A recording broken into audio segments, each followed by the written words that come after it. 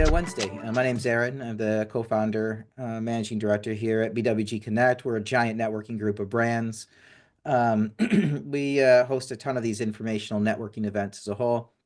I do a couple hundred of these a year. Also do close to 100 small format dinners, and just really enjoy connecting with people. I spend the majority of my time just talking to brands. That's 20 to 30 a week. Would love to have a conversation with anybody on the line today. And in those conversations, it's just kind of picking apart, hey, what are your biggest pain points? What are the things you're trying to solve for? What are the things that are most intriguing to you? And when the same topics come up over and over again, we host an event like this. At the same time, we're also asking, hey, who are the leaders in the space, right? Who are the people you trust? Who's executing, performing for you?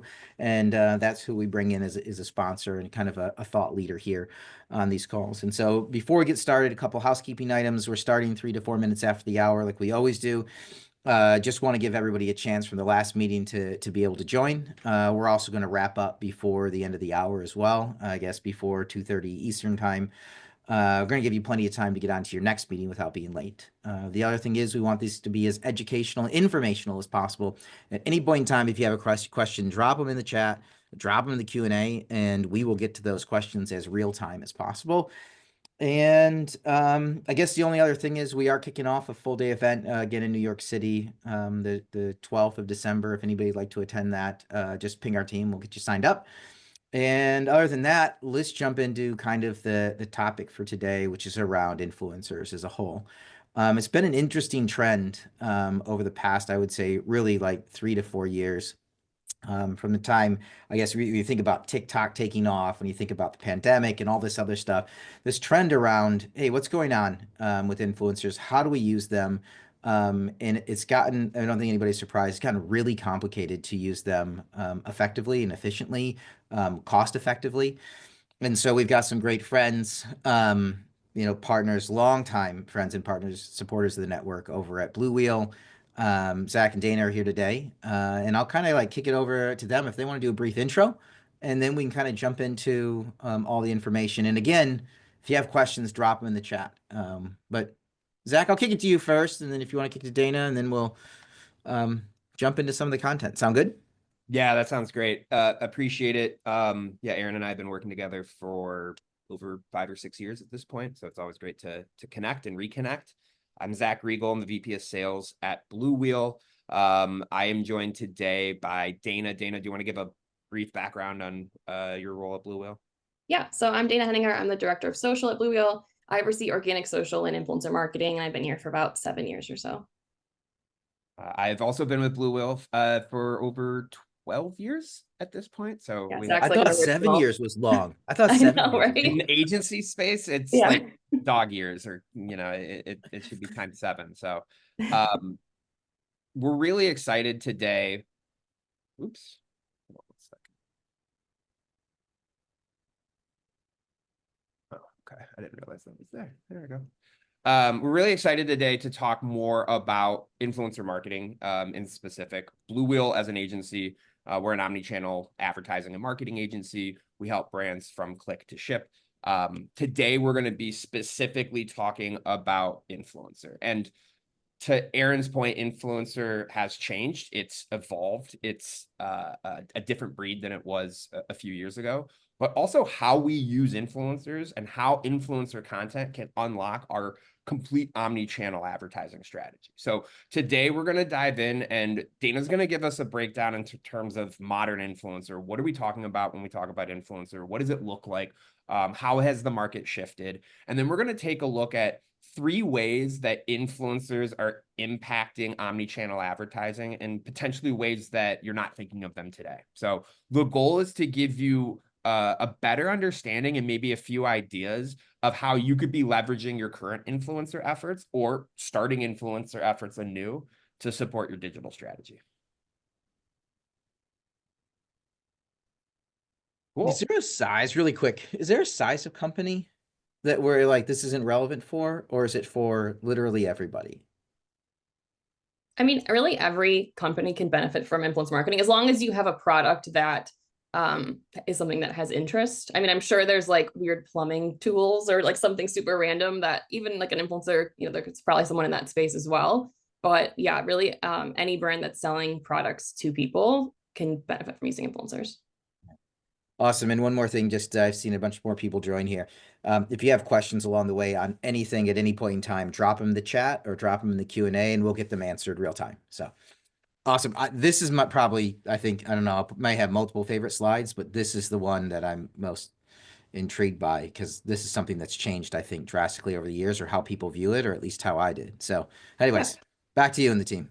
So kicking it off with what is an influencer? So a lot of terms are kind of thrown out interchangeably when it comes to influencer marketing. So we wanted to break it down just before we get into everything a little deeper, like what everything is. So when someone's talking about a creator, so that is just any person on social media that is posting to entertain an audience. So if you have a profile and you're not private, you're not just posting to like your friends and family, you can be called a creator. So on TikTok, there's a lot of a rise in the use of creators. So a lot of people on TikTok aren't necessarily influencers. They're just like people posting and kind of gaining a following, gaining an audience. They can become an influencer, but they're not necessarily, that's not their job. They're not like setting out to do that. They just want to share their content and opinions. And then affiliates are creators who earn commission on sales through the content that they're posting on social. So obviously there's different kinds of affiliates. So there's like publications and things like that. But when we're talking in regard to like influencers and creators, affiliates are the creators that are earning commission on things that they're posting. Again, they don't have to be like a mega influencer to be an affiliate. You can just be a smaller creator and still earn commission and whatnot through your posts. And then influencers are creators who have built an engaged audience. So they have more followers than just a smaller creator or smaller affiliate. And their followers are really influenced by their recommendations. So influencer obviously is called influencer. So you want to make sure that these people have the ability to give recommendations to people that they're taking and actually engaging with. And when it comes to the sizes of influencers, there's different terms as well. So nano in our kind of setting typically means someone with a following from 1 to 5,000 and kind of goes up from there, micro, macro, power user. At Blue Whale, we really specialize in using influencers, power user, and under, really specializing mostly in that micro and macro space. When you get into influencers who have the celeb level, not necessarily actual celebrities like Kim Kardashian, but just celebrity levels in terms of like over 1 million followers, they're pretty well known in the influencer space.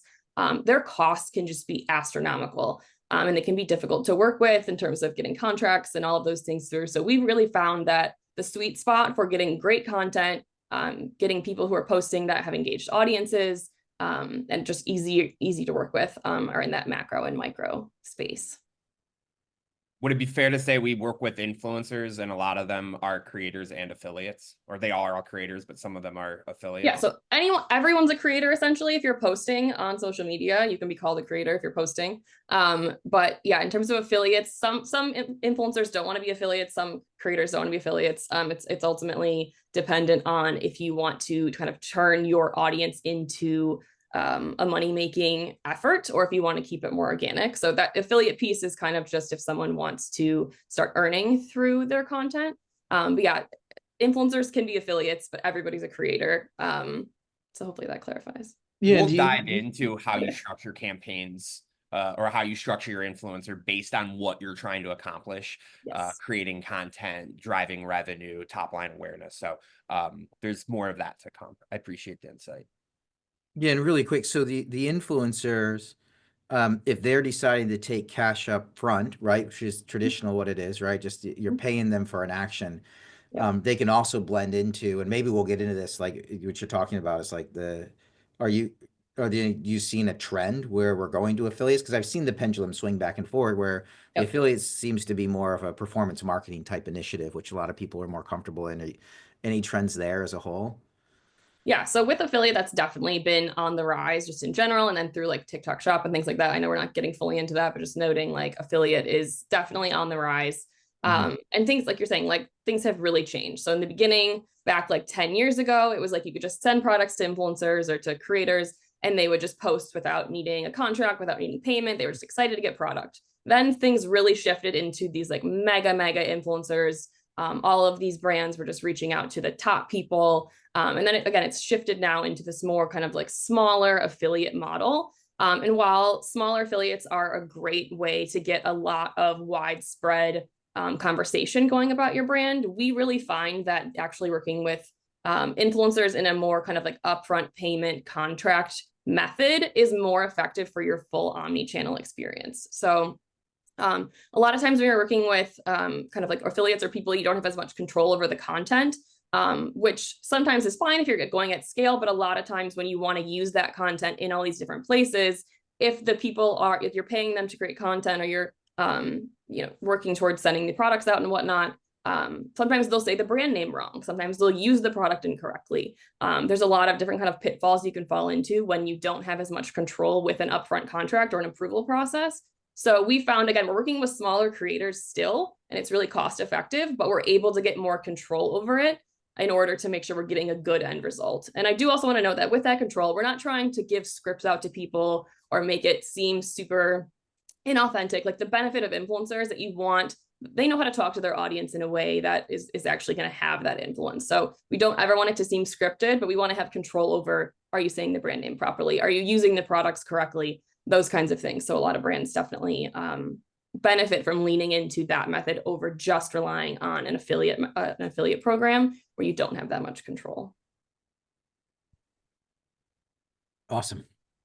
And then I just wanted to call out this like pricing slide. So this is like a range. Obviously, if anyone here has worked with influencers, it's all over the board. There are really no set standards, but we kind of use this as a guardrail. Obviously, there's some celebrity influencers who are making like $100,000 for a post, or even above that. So that's obviously a huge scale. But when you're in the smaller section here, these are kind of the typical rates we're seeing with influencers. Obviously, photos are typically less expensive than videos and reels. Videos and reels are really where everyone is going. So when you work with influencers, that's usually the kind of content you're going after these days, whether it's on Instagram or TikTok. But just wanted to call out that these prices are a lot more reasonable than a lot of people think. Like, again, with what we're able to do, we negotiate and we're offering them different like benefits. Products obviously come along with it. So just wanted to call out that these are some of the just general ranges of prices that we're seeing with influencers currently. They're obviously always increasing and changing with inflation and things like that, but currently these are where things are standing for us. And are these numbers, is that if a brand is going straight to the influencer rather than using, an agency or something like that? Or are these negotiated rates, or is this pretty much what you're seeing, even if it's just a brand going straight to one?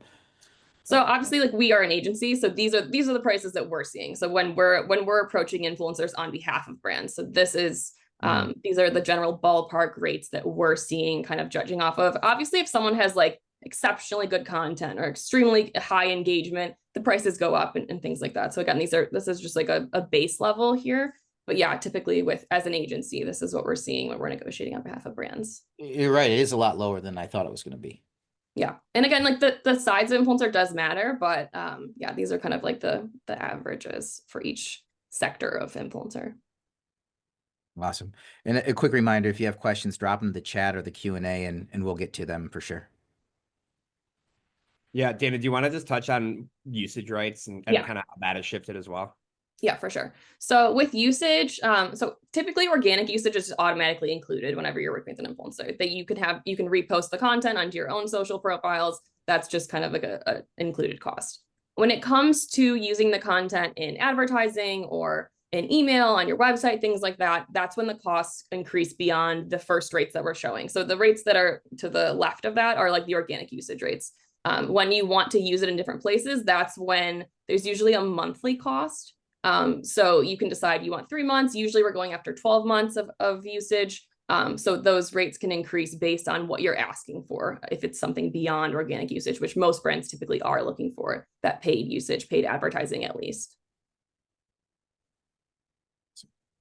That plays well into our next slide. Yes. So if you're like kind of wondering, so what kind of influencer program would work right for me? You can look at a couple different things to determine, like shifting you into the direction of what you should be going after. So based on the brand phase, that's a super important piece. So do people know about you? Are you recognizable? Has anyone heard of your products? Anyone heard of your brand name? That's a really big piece in what kind of influencer program you should start out with.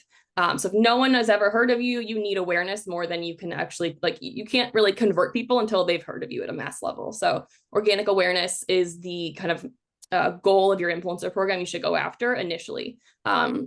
With that, you can have, like, in terms of your advertising budget, it can range from being low to high. I just want to make sure you're getting out there, spreading awareness to your influencers, putting paid behind that, and getting things going there. I often wouldn't recommend doing like the affiliate piece with the discount codes with awareness because, again, people aren't really likely to convert in the beginning when they have never heard of you, and you're really just focusing on reach there.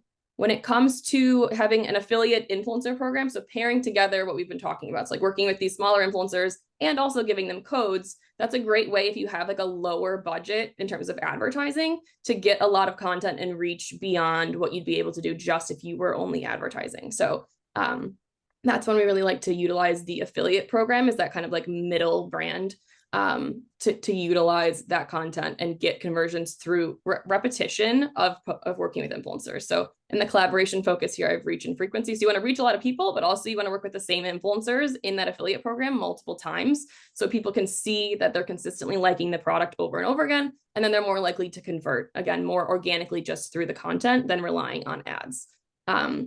Then when it comes to paid advertising, you want to make sure you have a medium to high budget. We're not usually using codes in this when your goal is really just to fuel paid ads, because you don't necessarily want to be pushing paid spend behind an influencer's code that you then have to pay commission on. So again, you can do that, of course, but you're kind of losing a little bit of margin there. So with paid advertising, the focus of the collaboration is really on content variety. So making sure you're hitting all of these different kind of personas of influencers to see which one's sticking, being able to use and test different content with different audiences that you're testing, just to gain a lot of knowledge. And then you can obviously go back and say, oh, we're really doing well with moms, so let's go and get more mom influencers, and just be able to test and learn and then optimize through the channels of personas that are working best through your paid ads.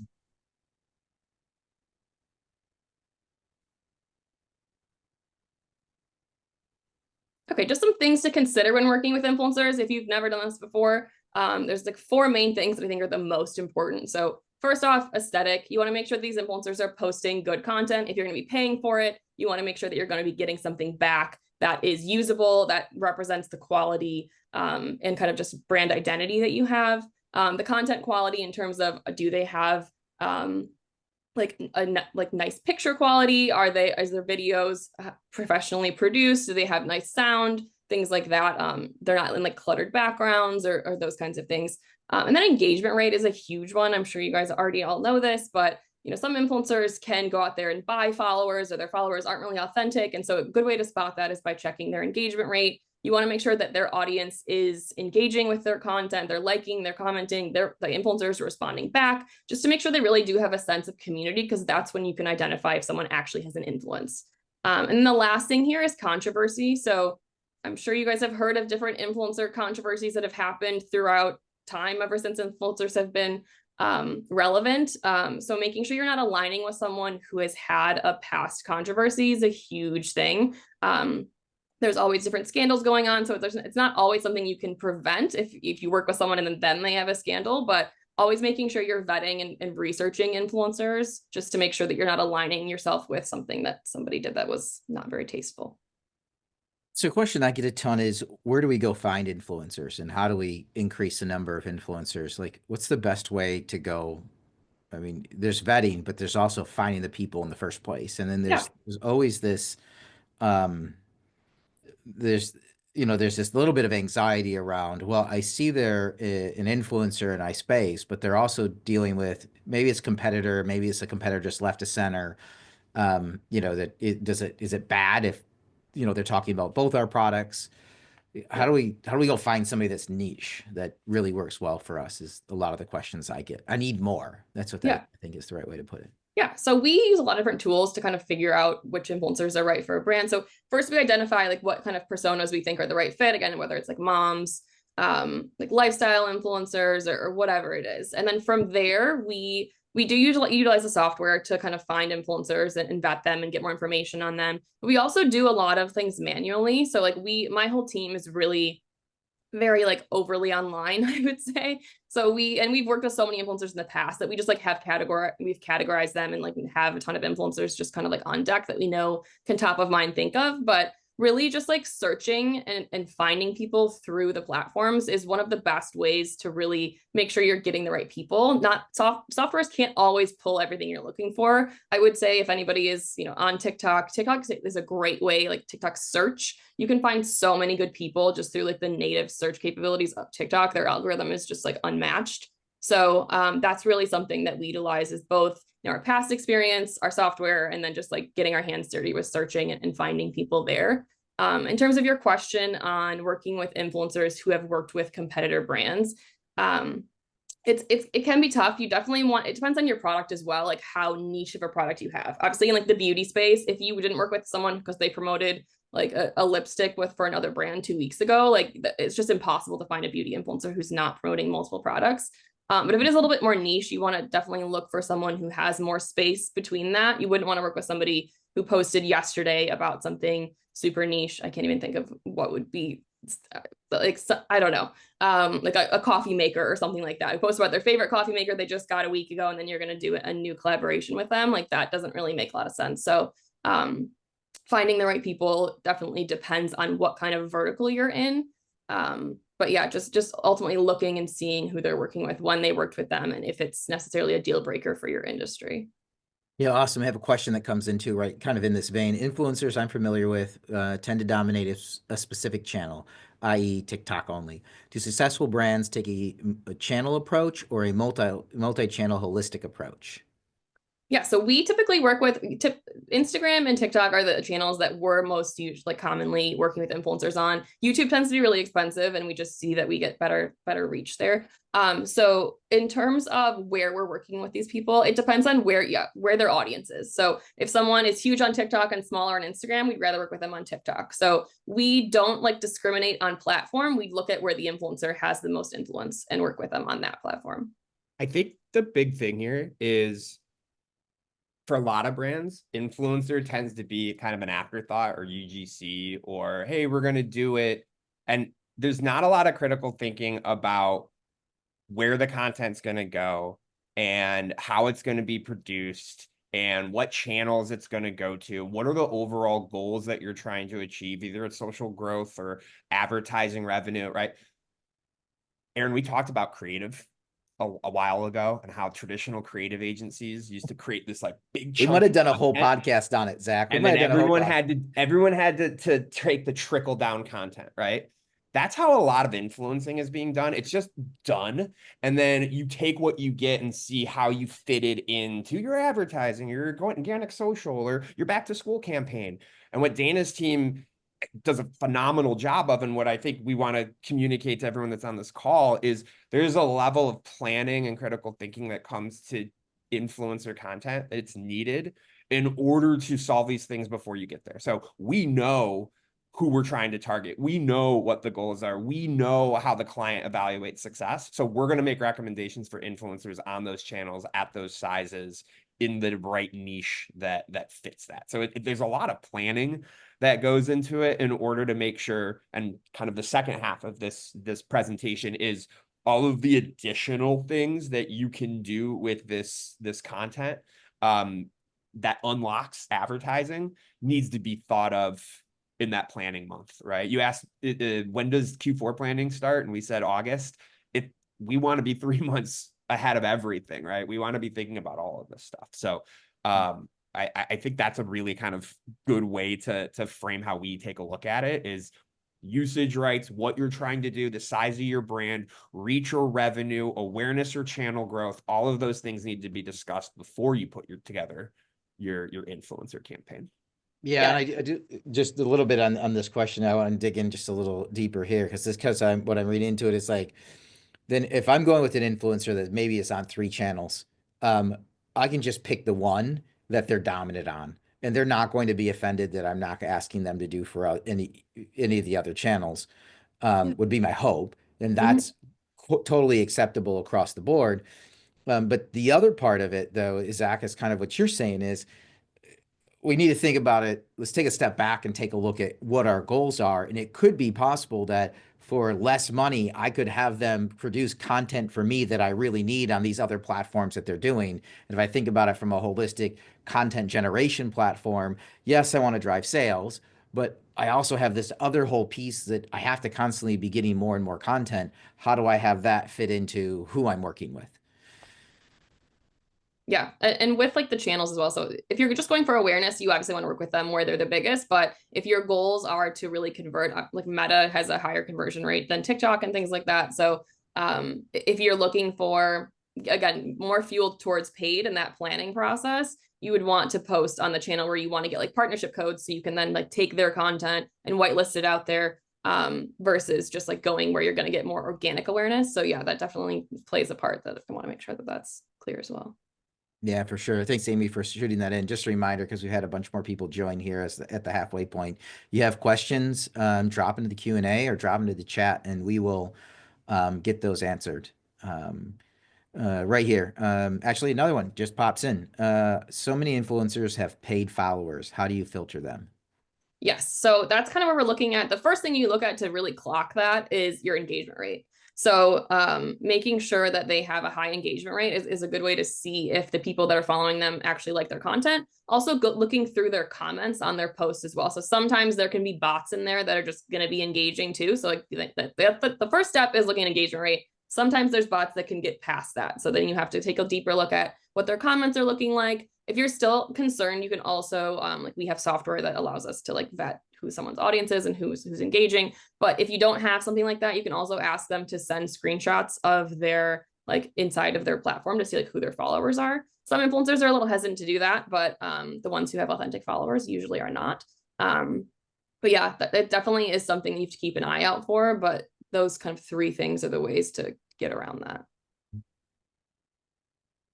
Awesome. Okay, next, this kind of goes into what Zach was saying as well, is that we need to start in August. So when it comes to working with influencers and having this program where we are, getting their rates, doing contracts, creating content, giving feedback and editing if there's things that are wrong with it, and then the content going live, it's usually around 8 weeks. So this is kind of a struggle for a lot of brands. They're like, oh, we reached out to them, like, can they post in 2 weeks? And it's just like, it's really not realistic. Because there's both reliance on the brand side and also the influencer side. And so any delays in any kind of point of this, like they're like, oh, I was on vacation, or, oh, I did this, that just adds to this timeline. So in an ideal world, you can maybe get it in 6 weeks, maybe 7 weeks. But typically just want to set that expectation that you should be planning for your influencer content going live and feeding into your campaigns 8 weeks before you actually need it.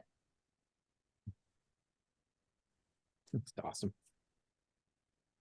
Okay, and then looking at the organic social impact of working with influencers. So as I mentioned, it's really about brand awareness in kind of the early phase, and then Zach's going to go into like kind of the paid component.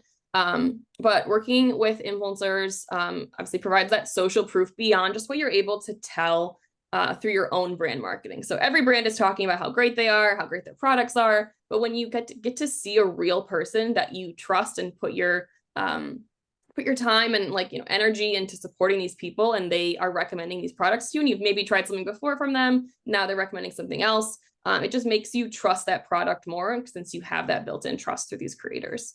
That also obviously then drives engagement back to the brand and just builds more awareness as well. Also, influencer marketing fuels user-generated content use by the brand. I did want to note, not sure if everybody is aware of the kind of TikTok restrictions of using influencer, like reposting influencer content that's been posted already on TikTok. It's called unoriginal content and can get flagged by TikTok because their algorithm recognizes that it's been posted before. So you can get kind of docked on TikTok for that. Meta does not have that currently, but just wanted to call that out, that if you're working with influencers and you really want to be fueling, like getting user-generated content to use in your own page, it'd be beneficial to get maybe one piece of content that the influencer is posting themselves, and then another supplementary piece of content that's just user-generated content that they're not posting, but you can then post on your own channel. So it kind of feeds into that fueling your content needs. And then just briefly wanted to touch on the rise of social commerce. So again, we're not going to get super into TikTok Shop, but just wanted to note, like with the increased focus on purchasing through social, influencers have more power than ever to actually really, drive the bottom line beyond just this awareness. So we're getting closer and closer to it being kind of like a closed unit here, where influencers have the ability to really impact revenue more than they ever have before. I thought this was supposed to be a bubble. I thought influencers were a trend that were going to fade out. Wasn't that the conversation a couple of years ago? They're not going anywhere. Social platforms are only getting bigger. The connection between social commerce and social awareness is stronger. And if you're not doing influencer now, we really urge you to do it in 2025. for all of the tangible reasons that Dana just went through, and we'll talk about some of the kind of extrapolatory impact as well. But this isn't going away. The impact of influencer, as Dana said, isn't going away. So continue to invest here. All right. Really quick, it says you also mentioned that TikTok search is a great way to look for influencers. Does that mean TikTok shop? For really both. When you're searching for influence, like just the native search capability for searching for videos is more so what I was talking about, but you can also, search for TikTok shop influencers that way as well. But they just have if you're looking for something specific, a lot of people are turning to TikTok shop to search for things more than they even are on Google and whatnot. So it just has a really good ability to pull up exactly what you're looking for. So if you have a specific product niche that you're looking for, looking there, you can find a lot of different videos and content that surrounds that to find influencers that would, work for you. There's a different search we would be doing if you were looking at TikTok shop and social commerce specifically. Yeah. And those videos will come up in search, but it's a different kind of platform. You can look within TikTok shop to find TikTok shop influencers. Awesome. All right. You ready to get weird, Aaron? We're gonna Yes. go the beaten path. Okay. So we love influencer marketing. It creates this content, creates awareness. It can generate revenue if that's the model that you're taking. But one of the things that it does incredibly well, and it's even more important today than it was 2 years ago, is it creates content. And it creates content for advertising. So in order to understand kind of the impact or why it's so important, I want to just talk real quick about how most social platform advertising has changed in the last 2 years. So this is the old model. The old model, let's say we're on Meta, we would create a campaign for every audience that we wanted to target. So if I sell granola, I would have a mom audience, I would have a hiker audience, I have a kayaker audience, etc. Each audience would have its own targets. It would have its own creative. It would have iterative creative underneath that. So we would have variations of the ads that we're trying to run. And each one of these would be launched separately with their own budgets. Fast forward today, and that's not capable anymore for a few reasons. One, they've just kind of taken away some of the advertisers' ability. And instead, Meta and these other platforms have leaned towards algorithmic broad search advertising, meaning they give a conversion. In our case, conversions are purchase. So they will find audiences that engage with our content and purchase, and they will find more audiences like that. And so instead of creating these separate campaigns, we feed pillar content into this ASC Plus or into this Performance Max campaign, these algorithmic campaigns. And those campaigns will show our creative to the right people. It'll figure out who is interested in the content and provide it to them. So this is the new model. And the new model does a couple things.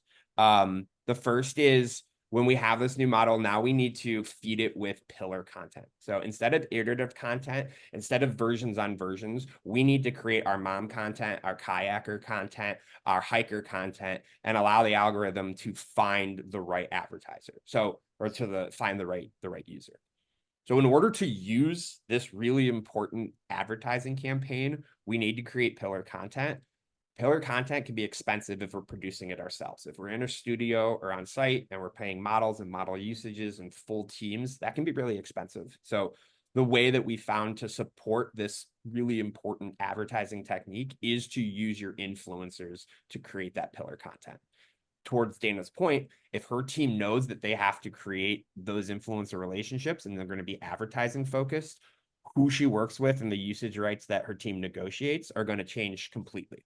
So we have this advertising piece. It's incredibly important. We know pillar content supports it. We know that influencer content makes it a lot easier to support that. The other thing that influencer content does is it allows you to get out of your learning phase quicker. So learning phase is this purgatory that Meta sends you to. Essentially, each campaign that you run has to have 7 conversions or 50 conversions in 7 days. So if we're managing all those multiple campaigns, each one of those has to have 50 purchases in 7 days. If we're using an ASP Plus campaign, we just need those 50 purchases to happen in one campaign. So now that pillar content that we're creating, it's actually making our advertising more efficient.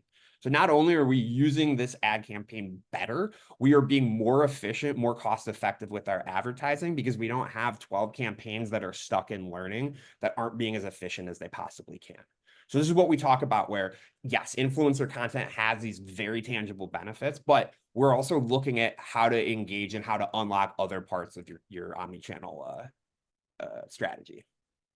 So let me just unpack that a little bit, just to make sure that I understand. Yeah. So you've got the learning phase, right? And Yep. maybe everybody else is listening, but this is my brain breaking it down real time. Because of the Advantage Plus, Performance Max, whatever we want to call it, the campaigns, you can pile them all together into one and it will go learn. You can, the odds of you getting 50 purchases is higher. The drawback is you actually need the content to plug in to hit all those different types. And the way to get that content, the cheapest way, because it's so expensive to have, photo shoot and models and blah, blah, blah, is actually to go to your influencers, pay them the extra recurring fee, right? That monthly fee after they've created it so you can have access and use it. You plug that into your campaigns and maybe you have 5 different influencers across 5 different categories. They plug in, it goes and finds everybody, applies the content correctly, which is then more engaging, which then means you get purchases faster. And now you've leveled up all of your advertising on the traditional paid search social side. You nailed it. That's literally perfect. You can't, if you're going to go at scale, you have to do this. Absolutely. Because otherwise, you're right. Every single one of those is stuck in a learning phase until it hits there.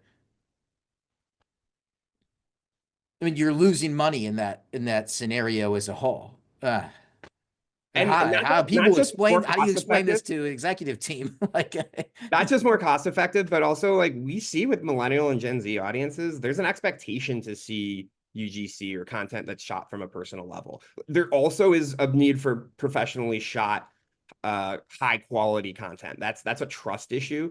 But when it comes to demonstrating the product and connecting on a personal level, it's not just more cost effective. In some cases, for some audiences, it's going to be the more effective, successful way of targeting, of communicating to that audience. It's awesome. It's awesome. Just because the advertising stuff was kind of dense, any questions before we hop into the last 2 places that influencer content might not be, that we need to think about influencer content? One, but I want to just hold it to the end. It's around Dana's comment on TikTok versus Google search volume, but I want to hold that to the end. I want to tackle that because I think we've gone pretty deep here. I want to keep us there. Okay. Lastly, landing page optimizations. So we are seeing PDP content, website content, marketplace content that features influencer and collaborator creator content. Not only that, we see an 8.5% increase in landing page conversion when you're using UGC. So there's a study that they did. They actually found that, again, all audiences, but definitely the younger audiences, it resonates with them. They're expecting it and they convert better. So that means not only are we converting better, we're speaking to that new purchasing power that most brands that we talk to, even if their current audience is older, they want to tap into that next audience. So it shouldn't just be in your advertising, shouldn't just be in your organic social reach. It also should be included in all touch points that your user may encounter on their path to purchase.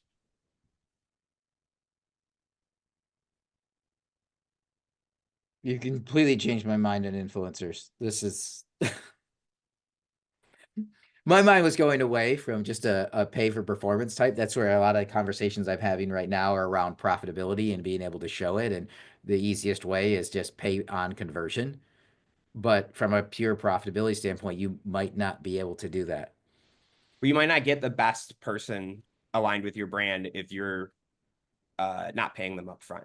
And if we all agree that there are other things that this content is going to serve, then getting the right creators for your brand depending on how you evaluate this, could be more important than the on paper direct revenue calculation that I think some brands are still looking at this. Like, I'm going to pay them $1,000. I need them to make $5,000 or it's not a good engagement. But what if it unlocks your advertising? What if it increases your conversion rate? What if it allows you to be more effective in your TikTok shop and organic social reach? Those are questions that are valid and should be included in this conversation. But it's getting back to our conversation from a while back, which is when you're thinking about creative, when you're thinking about content, that has to be a strategy in and of itself. And then it can help shape other things down the way. Awesome. No, I love it.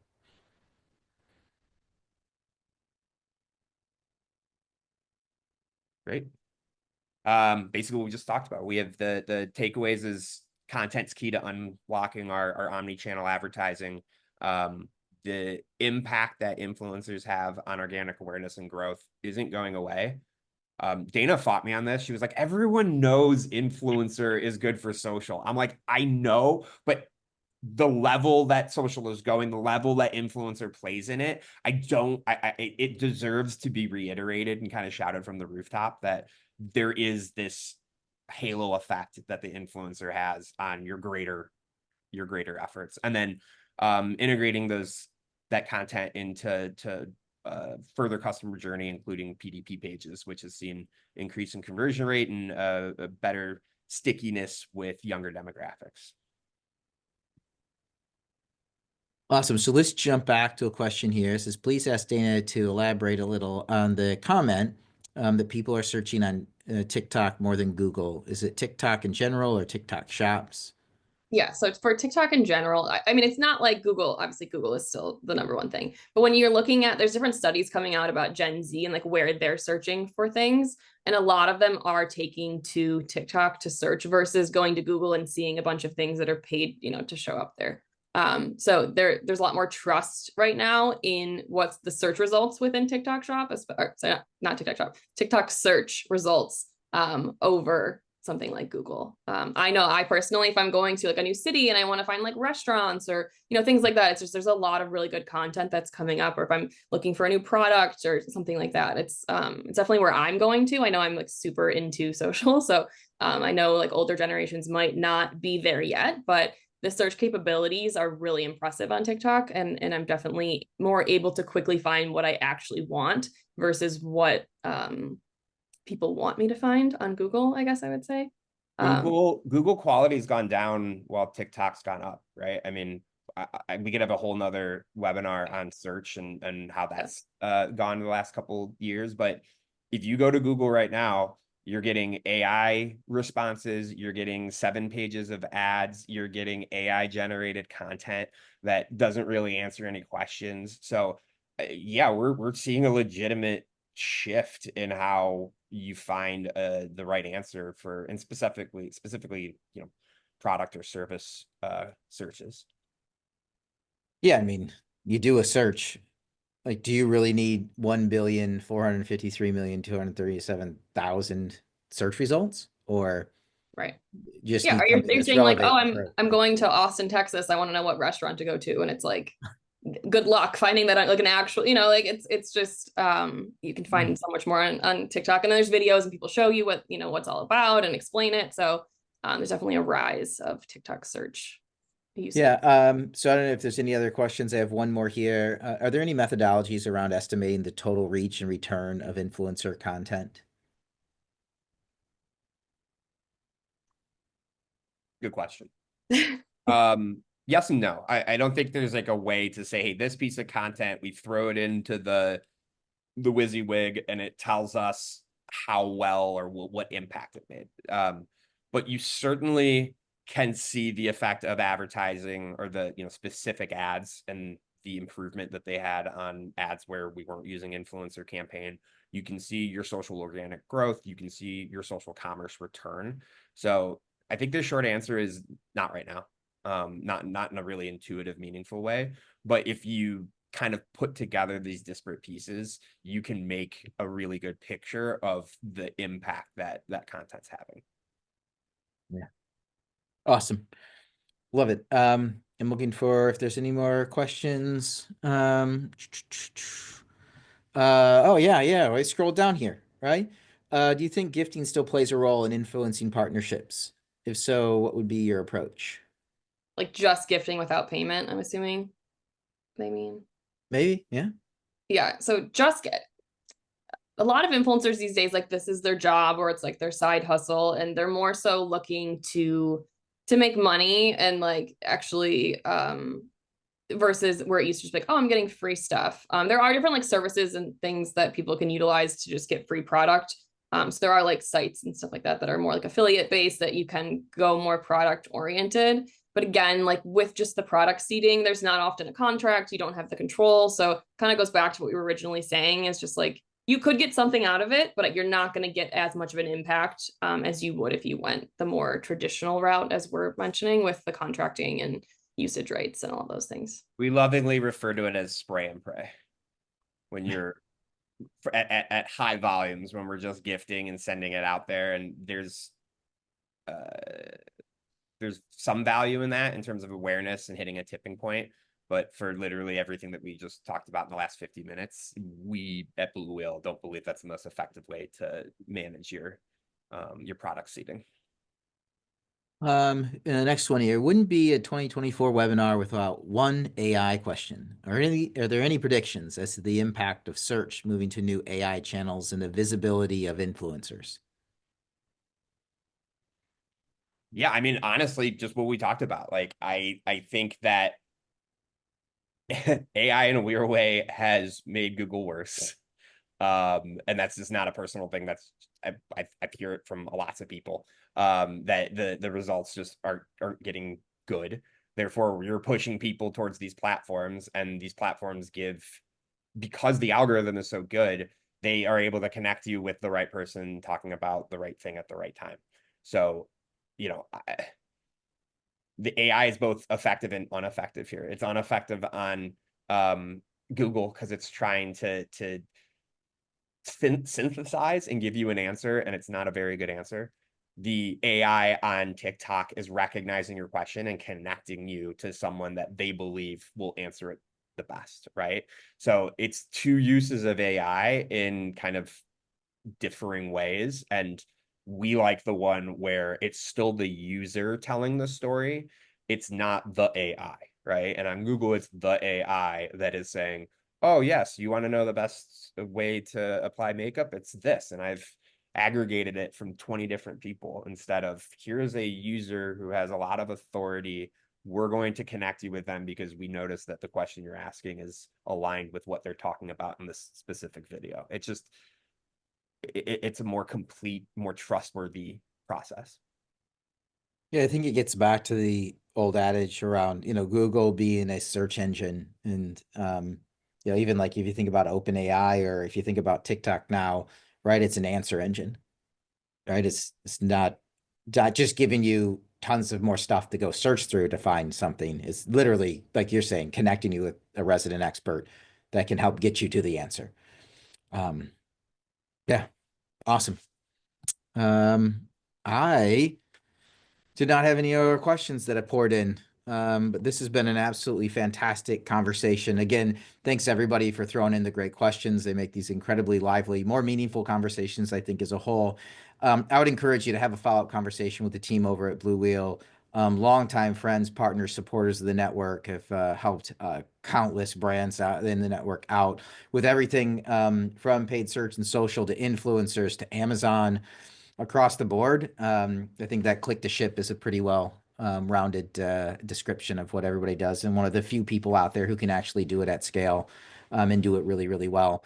From my standpoint, I'd love to have a conversation as well. Look for a follow-up email from me. I'd love to set some time to pick your brain and see topics for other webinars. But Dana, Zach, you guys are awesome. You guys are awesome. And Zach, I think you and I have to set up another podcast because I want to do a deep dive on this influencer stuff because it totally changed my view. So thanks again, everybody, for dialing in. Thanks, Dana. Thanks, Zach. And everybody take care. Stay safe. Looking forward to seeing you at another event.